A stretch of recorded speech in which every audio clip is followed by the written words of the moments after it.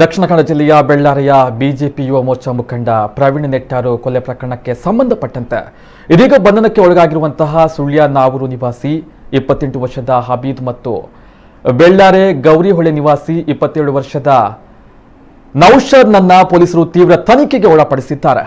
ಇವರಿಬ್ಬರನ್ನ ಸುಳ್ಯ ಗಾಂಧಿನಗರದ ಆಲೆಟ್ಟಿ ರಸ್ತೆಯಲ್ಲಿರುವಂತಹ ಪಿಎಫ್ಐ ಕಚೇರಿಯಲ್ಲಿ ಮಹಜರು ನಡೆಸಲಾಗಿದ್ದು, ಇದಕ್ಕೂ ಮುನ್ನ ಕೃತ್ಯ ನಡೆದ ಸ್ಥಳಕ್ಕೆ ಇವರನ್ನ ಕರೆದುಕೊಂಡು ಹೋಗಿ ವಿಚಾರಣೆಯನ್ನ ನಡೆಸಿದ್ದಾರೆ.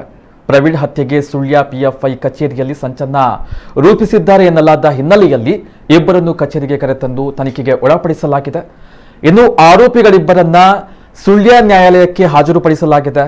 ಅಲ್ಲದೆ ಹೆಚ್ಚಿನ ತನಿಖೆಗಾಗಿ ತಮ್ಮ ವಶಕ್ಕೆ ನೀಡುವಂತೆ ನ್ಯಾಯಾಲಯಕ್ಕೆ ಮನವಿಯನ್ನ ಮಾಡುವ ಸಾಧ್ಯತೆ ಇದೆ ಎಂದು ತಿಳಿದು ಬಂದಿದೆ. ಕೃತ್ಯಕ್ಕೆ ಸಂಬಂಧಪಟ್ಟಂತೆ ಇದುವರೆಗೆ ಒಟ್ಟು 6 ಮಂದಿ ಆರೋಪಿಗಳನ್ನ ಬಂಧನ ಮಾಡಲಾಗಿದೆ.